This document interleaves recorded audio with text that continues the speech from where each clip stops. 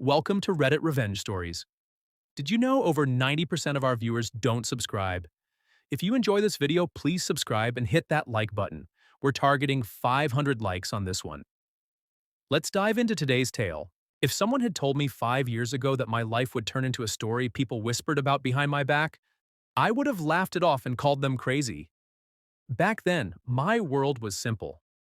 My name's Ethan Walker, and I thought I had it all figured out. A steady job, a decent house in a quiet neighborhood, and a woman I loved more than life itself. Her name was Hannah, and for the longest time I believed she was my soulmate. I believed we had something rare, something unbreakable. We met in college, the way a lot of couples do. She was this vibrant, energetic woman who could light up any room she entered, and I was the guy standing awkwardly by the door, wondering if I even belonged there. She made the first move, striking up a conversation about a book I was reading, and the rest, as they say, was history. Fast forward 10 years later, we were married, building a life together, sharing dreams about kids, vacations, retirement plans. Everything. I wasn't perfect, but I tried. I worked hard, I listened, I showed up. I loved her the way a man is supposed to love his wife, with loyalty, patience, and every ounce of my heart. Looking back now, I realized there were cracks I didn't want to see. Small things at first. She started spending more time working late or hanging out with friends. She smiled less around me, laughed less. I blamed myself. Maybe I wasn't exciting enough anymore. Maybe I got too caught up in work. I convinced myself it was just a rough patch, something every couple went through. I was dead wrong. The unraveling started on a rainy Tuesday night. It always seems to happen on nights like that, doesn't it?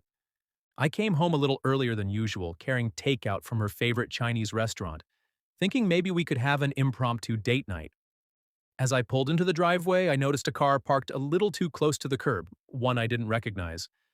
My gut twisted a little, but again, I told myself not to be paranoid. Maybe it was a neighbor's guest. I opened the door quietly, hoping to surprise her.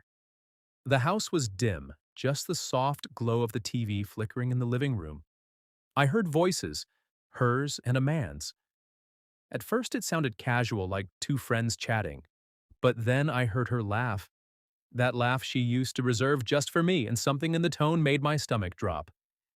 I stood there, frozen, listening. The words didn't have to be explicit. You know when someone's flirting. You can hear it, even if they're talking about the weather. I should have barged in. I should have confronted them right then. But I didn't. I quietly backed out of the house, heart hammering in my chest, and sat in my car until the man left. Saw him too.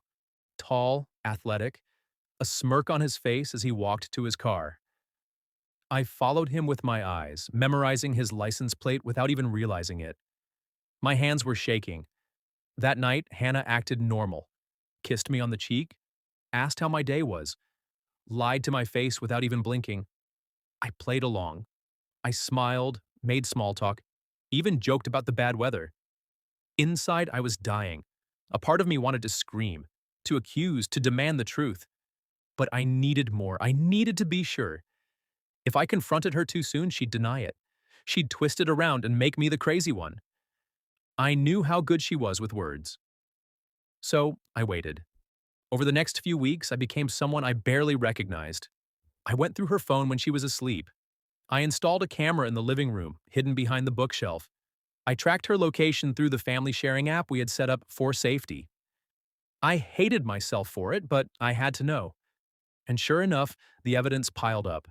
Text messages full of winks and late-night plans, calendar entries labeled meeting that were really cover-ups, photos she didn't realize synced to the cloud, her at a hotel bar, laughing over drinks with the same man. His name was Brad. I didn't recognize him at first, but after a little digging, I learned he was an old acquaintance of hers from before we met. Someone she had reconnected with through social media, it figured. Social media ruins more marriages than infidelity itself sometimes. When I finally had enough proof to crush a man's heart 1,000 times over, I didn't confront her. Not yet. I wanted to hurt her the way she had hurt me. Not physically, never that, but emotionally. I wanted her to feel the cold knife of betrayal the same way I had. So I started planning. First, I opened a secret bank account, transferred small amounts from our joint account, just enough not to raise suspicion. Then I quietly contacted a lawyer, not just any lawyer, a shark, the kind of divorce attorney you hire when you want to take someone to the cleaners. I documented everything, the messages, the dates, the hotel receipts. I even recorded one of their phone conversations through the home mic system we had set up for convenience. Every day, I smiled at her, kissed her goodbye, acted like the loving husband she thought she still had wrapped around her finger. Meanwhile, I was building my escape hatch, brick by brick. If she wanted to treat our marriage like a game, then I'm fine. I could play too. And I was going to win. The final straw came 2 weeks before our anniversary. She told me she was going away for a girls' weekend. I already knew where she was really going, a beach resort 3 hours away, with Brad. I watched her pack, helped her load the car, even kissed her goodbye with a smile. And then, while she was gone, I made my move. I emptied out the rest of our joint account, left exactly $27.36, enough to make it obvious. I boxed up all her belongings and stacked them neatly in the garage. I changed the locks. I filed the divorce papers and had them served to her hotel room. Yes, I paid extra to make that happen. The server even took a picture of her face when she opened the door. I framed it later, a small, petty trophy. By the time she came back, our home wasn't her home anymore. It was just a house she used to live in. I wasn't there to greet her. I was already gone, moved into a furnished condo across town. Fresh start, clean slate. But it didn't end there. No, I wasn't done yet. You see, Hannah had a secret she didn't think I knew about. Her job was tied to her reputation. She worked in a field where image mattered. Affairs, even private ones, could tank your career if they got out. I knew exactly who to send the evidence to, her boss, her HR department, even a few clients she prided herself on winning over. I didn't blast it all over social media. No, I was smarter than that. I let it drip, slowly, like poison into a river. A few weeks later, she was asked to resign. Quietly, to preserve her dignity, they said. She lost more than a husband that year. She lost her job, her income, her standing in the community. Brad? Oh, he stuck around for a little while until he realized she wasn't the prize he thought she was. When the money dried up, so did his affection. Last I heard, he moved to another city, leaving her alone in a crummy one-bedroom apartment she could barely afford. And me? I rebuilt. It wasn't easy. There were nights when the loneliness felt like a physical thing, heavy and suffocating. There were days when anger gnawed at my insides until I could barely think straight. But piece by piece, I put myself back together. Stronger, smarter, meaner, maybe, but wiser too. Revenge didn't heal everything. It didn't erase the years I lost or the love I thought was real. But it gave me something to hold on to, something to remind me that even the most broken heart can beat again, that even the most shattered man can stand back up. And when I think about Hannah now, I don't feel hatred. I don't even feel sadness. I feel nothing at all. And honestly, that's the sweetest revenge of all. If someone had told me a few years ago that I would be the villain in someone else's story, I wouldn't have believed them. I was Hannah Walker, the good wife, the responsible professional, the girl who always did the right thing. Or at least that's what I told myself. That's what I needed to believe. But the truth was, somewhere along the line, I lost myself. And I dragged Ethan down with me. The beginning was beautiful. It really was. Ethan wasn't like the other guys I had dated in college. He was kind, thoughtful, the kind of man who paid attention to the little things, remembering how I liked my coffee, texting me good luck before big exams, driving across town just to see me for an hour. He wasn't flashy or loud. He was steady, safe, the kind of man you build a life with. And we did. We got married young, moved into a cozy house in a neighborhood full of families and golden retrievers. We had plans, careers to build, trips to take, maybe kids down the line. For a while, it was enough. More than enough. But then life happened the way it always does. The long work hours, the endless bills. The routine that settled in so deep I could predict every conversation, every kiss, every sigh before it happened. I'm not making excuses. I need to be clear about that. What I did was wrong. No but, no justification. Just wrong. But if you're asking how it started, how the first crack appeared in the perfect picture, it was loneliness. Not the kind that comes from being alone, but the kind that comes from being unseen. Ethan was working more. Late nights, weekends, climbing the ladder at his company. I told myself it was for us, for our future, and I know now that it was. But at the time, it felt like he was building a life that didn't include me. I'd come home from work, cook dinner for two, and eat alone in front of the TV. I'd dress up for date nights that got canceled at the last minute. I'd lie awake at night staring at the ceiling, wondering if this was it, if this was what the rest of my life was going to feel like. That's when Brad came back into my life. He was an old friend, someone I had known in high school but lost touch with. We reconnected on social media, one of those random friend requests that turns into a, "Hey, how have you been?" and then somehow becomes more. At first, it was innocent, just catching up, sharing stories about our jobs, laughing about how much time had passed. But soon, he became the person I texted when I was lonely, when I had good news, and Ethan wasn't there to hear it, when I needed to feel like I mattered to someone. I didn't plan for anything to happen. I didn't wake up one morning and decide to betray my husband. It was 100 small choices that led me there. Replying to that one message, agreeing to meet for coffee, laughing a little too much at his jokes. I crossed lines I swore I never would, and once I did, there was no going back. The first time Brad kissed me, I pulled away. I told him it was a mistake, that it couldn't happen again, and for a while it didn't. But the seed had been planted. The part of me that had been starving for attention, for affection, couldn't forget how it felt to be wanted again. The next time, I didn't pull away.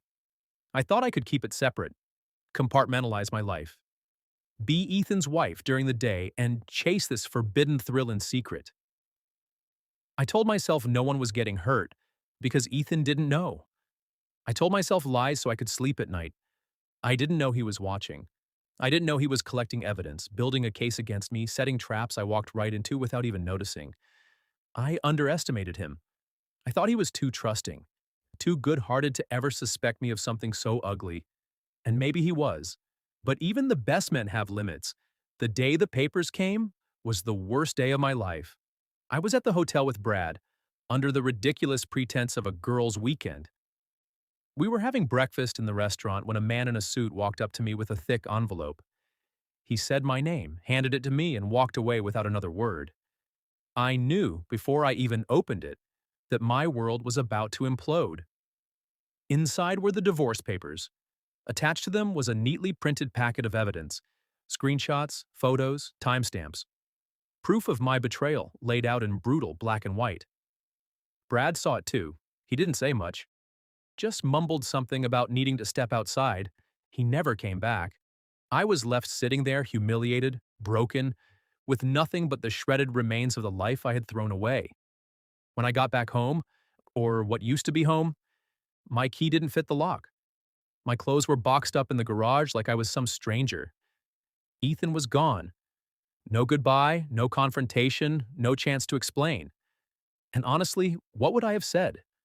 What excuse could I have possibly given that would erase the pain I caused? It didn't end there. The fallout was slow, relentless, like a noose tightening around my neck. First came the HR meeting at work. They had received anonymous tips about my unprofessional conduct, photos, messages, evidence that I was engaged in behavior unbecoming of someone in my position. They gave me a choice: resign quietly or face public termination. I chose resignation, thinking maybe I could salvage some dignity. It didn't matter. Word got around. Clients stopped calling. Friends stopped inviting me to things. I couldn't afford the house on my own, so I moved into a small apartment in a less than great part of town. Brad disappeared from my life completely. No calls, no texts, not even a lousy apology. I guess I got what I deserved. There were nights when I sat on the floor of that tiny apartment, staring at the blank walls, wondering how I had become this person. I used to be someone people respected. someone Ethan loved. Now I was just a cautionary tale. I missed him. God, how I missed him. Not just the version of him I had taken for granted, but the real man, the one who would have walked through fire for me, the one I threw away for a cheap thrill that turned to ash in my mouth. I thought about reaching out 100 times. I wrote letters I never sent. I typed out long text messages only to delete them. What could I say? I'm sorry wasn't enough. I made a mistake, didn't come close. I watched from a distance as he rebuilt his life, saw the pictures online, him smiling, standing next to new friends, looking lighter somehow, freer. I wanted to be happy for him. I wanted to believe he was better off without me. But it hurt in a way I can't even describe, knowing that he was finding peace while I was drowning in regret. People think revenge is about anger, about getting even. But the real punishment isn't what someone does to you, it's living with what you did to yourself. Every time I look in the mirror, I see the woman who betrayed the best thing that ever happened to her. No court ruling, no ruined career, no empty bank account can match that kind of shame. I don't blame Ethan for what he did. He gave me exactly what I deserved. Maybe even less than I deserved. He didn't shout, he didn't beg. He didn't try to make me feel small, he just walked away, took his dignity with him, and left me to sit in the ruins I had created. And that silence, the absence of him, is louder than any punishment he could have given me. I live with it every day. I always will. It's been 2 years since the day I closed the door on Hannah for good. 2 years of rebuilding, rediscovering myself, and learning how to live without looking over my shoulder. For a long time I was angry, not just at her, but at myself, for missing the signs, for trusting too much, for thinking love alone could protect us from everything. But anger burns fast. What comes after is quieter. It's acceptance. It's peace. I don't hate her. I don't wish her harm. I hope she finds something real someday, something she doesn't feel the need to destroy. But I also know that part of my life is over. It had to be. Staying would have been a betrayal of myself. People ask me sometimes if I'll ever get married again. I don't know. Maybe. I'm not rushing it. I'm not chasing some idea of what life is supposed to look like by a certain age. I'm just living, day by day, moment by moment. And for the first time in a long time, that's enough. Revenge wasn't about ruining her. It was about setting myself free. And I did. I forgave her quietly, without ceremony. Not for her sake, but for mine. Because carrying all that bitterness would have only chained me to a past I've already survived. In the end, Hannah taught me the hardest lesson of all. Sometimes love isn't enough. Sometimes trust is broken in ways that can never be fixed. And sometimes, walking away is the most powerful thing you can do. So I did, and I never looked back.